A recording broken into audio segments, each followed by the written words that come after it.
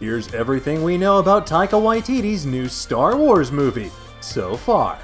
May the 4th be with you, folks. It's Star Wars Day, and what a day indeed to be a fan of the galaxy far, far away. Because after 7 seasons and 12 years, we got at long last the moving finale to the Clone Wars animated series, and fans were also treated to the streaming debut of The Rise of Skywalker on Disney+. And while both of those could be considered life-day miracles, the announcement of a brand new Star Wars movie and TV series has audiences ready to hand over all their Republic credits. So what does this mean for the future of the galaxy far, far away? Let's break it down. Now, the biggest news of the day is that hot off his Oscar win for the Best Adapted Screenplay for Jojo Rabbit, the world's favorite Kiwi, Taika Waititi, is being tapped to co-write and to direct a Star Wars film. That's right, the man who brought us films like Thor, Ragnarok, and Hunt for the Wilder People is going to be directing one of the next Star Wars films to come to the big screen. The film will be written by Taika along with Krysty Wilson-Cairns, who was also nominated for an Oscar and won the BAFTA for writing last year's World War I epic 1917.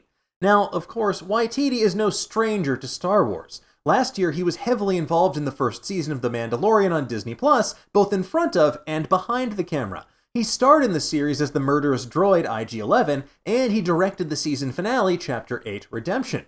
But what else do we know about this movie, and more importantly, what can we infer from Waititi's past work?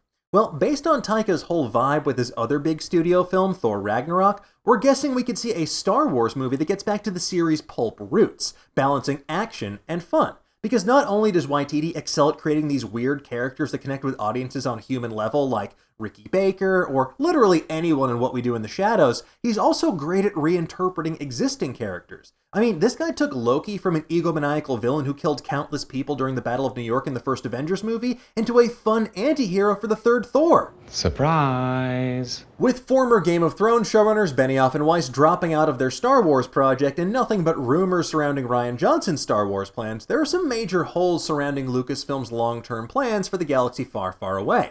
However, this official announcement goes a long way towards proving the Force is in fact with them. It's also worth noting that this movie might not be the start of a new trilogy, because there have been multiple rumors that Lucasfilm is reportedly moving away from the constraints of that kind of serialized storytelling specifically. Now, this film could either be a standalone movie, or could be the start of a longer series of more connected movies, sort of like what Marvel does with the MCU.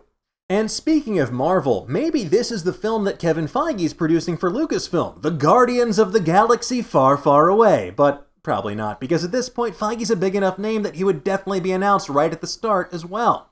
Now, when does this movie take place? Well, that's hard to answer. The Skywalker saga is finally over, and that means the galaxy is Lucasfilm's oyster. They can go anywhere, anytime. Like maybe the High Republic era set hundreds of years before the movies, in which upcoming Star Wars novels and comics are going to take place. That could definitely be a possibility. No matter what happens, though, this film is still far, far away from hitting theaters. Taika is still working on Thor Love and Thunder, which is currently set to release February 2022.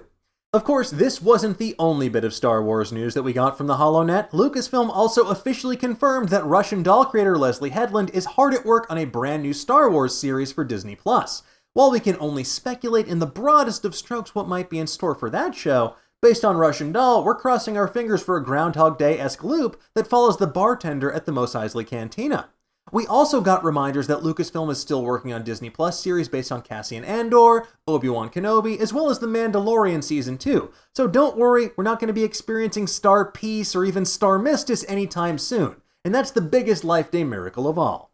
But tell me, what do you folks think? Are you excited for Taika to direct a Star Wars film? Could it take place during the High Republic, the Old Republic, the No Republic era? And since IG-11 got toasted, do you want to see Taika return as IG-88? This is acceptable. Let's discuss. Thank you so much for watching. If you enjoyed this video, please give us a like and subscribe to our channel. And if you want to get notified every time we go live with a new show or drop a new video, hit that little bell down below. That way you're going to be up to date on all the latest theories, news, and rumors in the pop culture world. In the meantime, stay safe, be healthy, and have a great day. Bye-bye.